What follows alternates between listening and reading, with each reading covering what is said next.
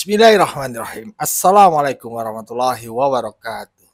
Sobat-sobat ngabarin kabar, semoga selalu dalam keadaan sehat walafiat, serta diberikan rezeki yang halal, berkah, lancar, dan juga banyak. Ada sebuah lirik dari slang Lembah Balim. Aku nggak tahu ada banyak tambang, yang aku tahu banyak hutan yang hilang. Itu sudah lama ya, lagu slang itu diciptakan ya. Bahwasannya artinya sejak itulah tambang-tambang yang ada menghancurkan ya, merusak ya lingkungannya tanpa ada kontrol yang benar-benar dari pemerintah. Setelah tambang selesai, nggak tahu tuh tambang harus diapain. Ya, memang kacau. Semua dikeruk ya demi keuntungan siapa? Kita nggak pernah tahu. Kemungkinan negara atau juga golongan mereka saja. Tapi yang pasti yang kalau kita ingat sedikit aja ya, mudah-mudahan ini sama logikanya. Freeport aja yang hancur lebur begitu ya. Negara hanya mendapatkan beberapa persen sebelum diambil alih oleh dikuasai oleh pemerintahan Indonesia ya. Dan itu negara menikmati sangat sedikit. Yang menikmati siapa? Orang luar. Karena kebijakan siapa? Negara. Masyarakat di sana apakah merasakan? Tentu enggak. Nah, pada saat zaman Pak Jokowi diambil alih, supaya apa? Agar negara merasakan lebih banyak manfaatnya. Masyarakat di sana pun begitu. Tapi apakah itu terjadi dengan benar-benar? Ya, memang harus perlu banyak kontrol dari pemerintah. Enggak ugal-ugalan, kagak ada yang main mata. Di bawah meja enggak ada. Itu harus diperhatikan. Tentu saja kekayaan alam yang dianugerahkan Allah Subhanahu wa taala yang diberikan kepada bangsa Indonesia tentu memang harus benar-benar dikelola. Alamnya dijaga, tambangnya dimanfaatkan dengan secara baik. Menambang tanpa merusak alam. Menurut gue sih begitu. Tapi ini ada pandangan menarik ya, perdebatan lah ya. Dan ini mungkin kelas berat ya. Ya, antara Gus Ulil, Kiai NU lah. Beliau ini cerdas, sangat cerdas. Dan juga aktivis Greenpeace ya, yaitu Mas Iqbal ya. Beliau-beliau ini orang-orang pintar lah. Tinggal nanti kita ngeliat aja ke depannya bagaimana. Perdebatan ini menurut Anda? Menurut gue sih dua-duanya oke lah. Tapi untuk mendiadakan tambang sama sekali, itu juga nggak mungkin lah. Mari kita simak perdebatannya. Let's go. Terima kasih Anda masih di Rosi. Potensi kerusakan lingkungan akibat tambang di Raja Ampat membuat banyak pihak marah. Apalagi Raja Ampat tidak saja jadi destinasi wisata dunia, tapi tak kalah penting Raja Ampat adalah ekosistem kehidupan yang tak banyak dimiliki negara lain. Saya masih bersama juru kampanye hutan Greenpeace Indonesia Iqbal Damanik dan Ketua PBNU Ulil Absar Abdallah. Saya ingin mengulang pertanyaan saya karena tadi Anda katakan Anda banyak kembali dicolek atau di-mention di sosial media. Karena Anda pernah mengatakan peduli lingkungan, oke. Menjadi wahabi lingkungan, jangan. Harus dibedakan antara peduli lingkungan dengan menjadi wahabi lingkungan yang hanya menggaungkan wokisme dan alarmisme global dalam bidang lingkungan. Berbahaya. Tadi Anda memang sempat sedikit banyak menyebut soal berbahaya. Tetapi bahkan saya ingin mewakili penonton program Rosi. Bagaimana mungkin orang yang begitu mencurahkan kecintaannya pada ekosistem lingkungan dan mengingatkan kita semua tentang pentingnya menjaga ekosistem lingkungan hidup, Anda sebut berbahaya.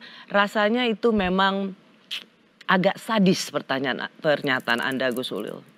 Ya memang dampak-dampak berbahayanya memang real.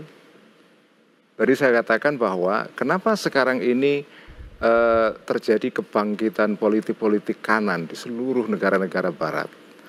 Ya, negara barat ini kan negara yang paling agresif menerapkan kebijakan-kebijakan untuk menangkal climate change ya.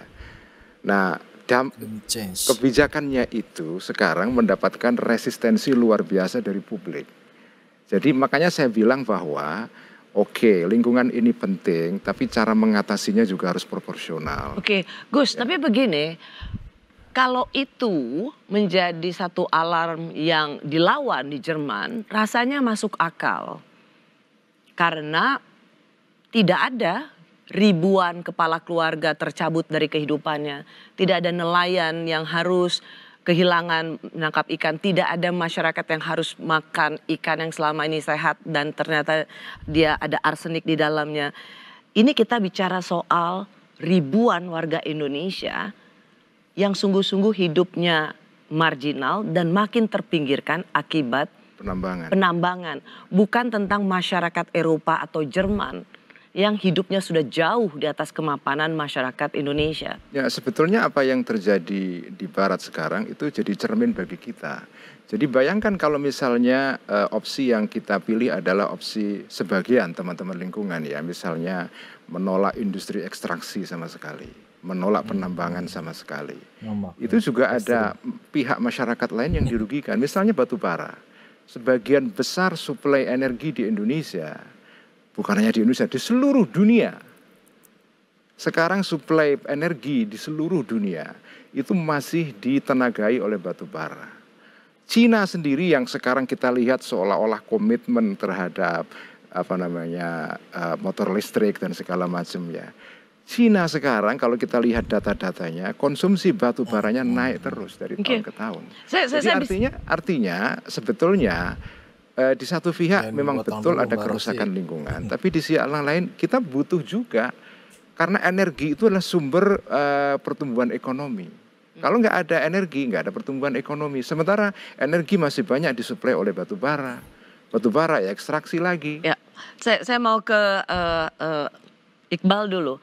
Anda merasa bahwa ya seruan-seruan advokasi dari Greenpeace ini adalah bagian dari wokeisme dan wahabi lingkungan. Dan itu berbahaya. Orang-orang yang sering bicara tentang kebenaran memang akan selalu sering dilabeli. Dilabeli asing, dilabeli berbahaya, dilabeli menyebar ketakutan. Itu memang udah fitrahnya mungkin ya Gus ya. Dan kami meyakini bahwa label-label yang diberikan kepada Greenpeace atau orang-orang yang pro terhadap lingkungan itu adalah juga sebuah narasi tanding yang tentu memang harus kami hadapin. Tapi coba kita lihat narasi yang sangat berbahaya tadi, seakan-akan ketika kita pro terhadap renewable energy, hari ini kita mau menutup PLTU yang hari ini menerangi lampu kita. Kan kita tidak begitu. Kita memang pro terhadap renewable energy, sehingga kita meminta pemerintah membuat roadmap yang sangat jelas.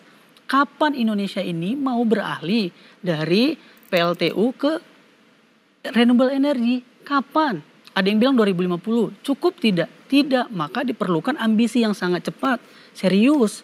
Karena sudah ada juga desakan-desakan dari internasional yang kita juga meratifikasi, namanya Paris Agreement. Kita sudah meratifikasi itu, kita bagian dari situ. Termasuk yang disebut Gus tadi, bahwa kan kalau kita nambang ini kenapa tidak boleh?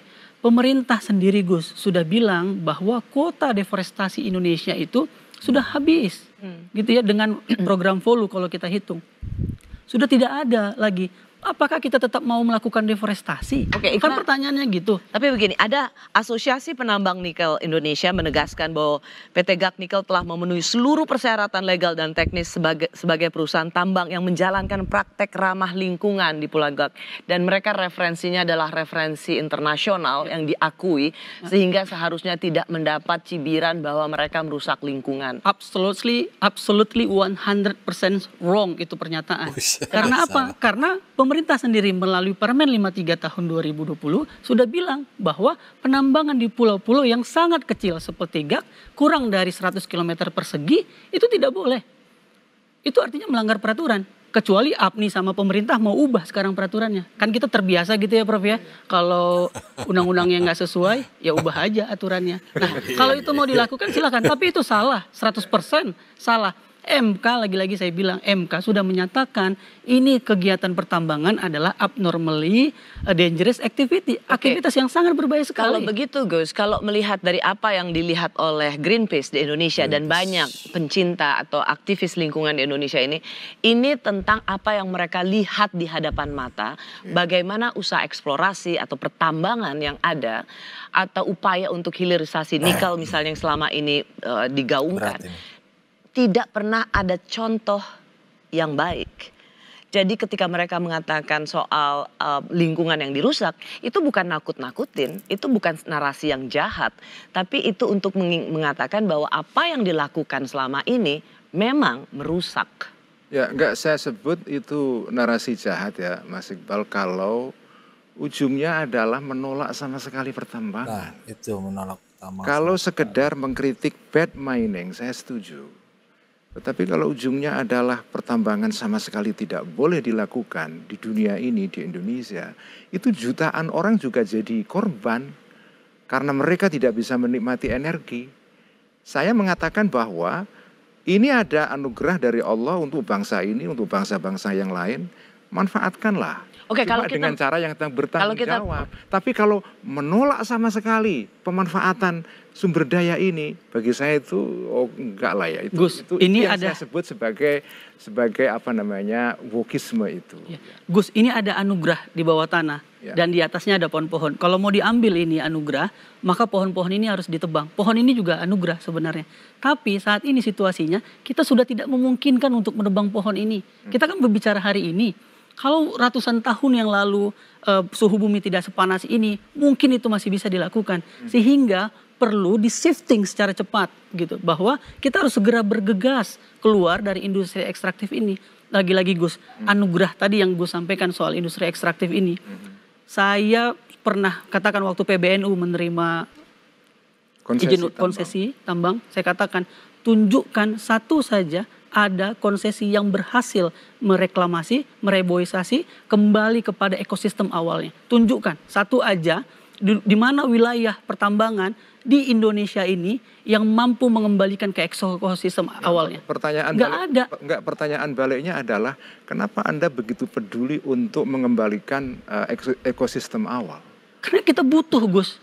Loh, maksudnya kita butuh. Maksudnya dibiarin dan itu wajib, bukan begitu. Ini saya ambil analogi lain. Saya waktu kecil di kampung saya menikmati ekosistem yang baik. Pohon banyak, sawah banyak. Sekarang karena pertambahan penduduk, ekosistem itu hilang. Anak saya tidak lagi bisa menikmati itu. Gus, tidak head to head dibandingkan dengan pertumbuhan penduduk. Karena eskapator dengan manusia, emisi yang dikeluarkan beda, Gus.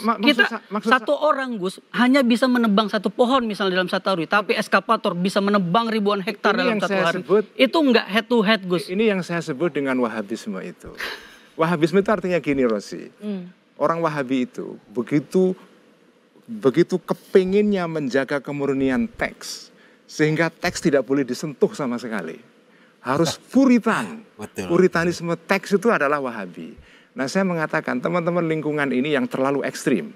Yang mengatakan bahwa... Saya tidak melihat apa yang dikatakan oleh Iqbal itu ekstrim sih. Saya mengatakan arahnya... Sesuatu yang keniscayaan yang harus dilakukan. Arahnya adalah dia seperti menolak sama sekali mining. Karena industri ekstraksi selalu pada dirinya adalah dangerous dan itu berbahaya. Jadi yang bilang tidak berbahaya ada nggak, Gus? Nggak, oke. Kalaupun berbahaya, apakah sama sekali kita tidak boleh menambang? Nah, ini anugerah Allah. Pohon anugerah, tambang anugerah. Pohon ada manfaatnya, tambang juga ada manfaatnya. Mari kita lihat kalkulasi maslahat mafsadatnya. Ada jutaan orang yang juga mengambil manfaat dari tambang ini. Batu bara itu real. Anak-anak kita itu bisa sekolah. Oke, kalau begitu tadi karena mereka bisa menikmati listrik ini yang ditenagai oleh batu bara. Itulah, Gus, yang kita minta. Kapan pemerintah mau beralih dari sini? Kenapa harus beralih?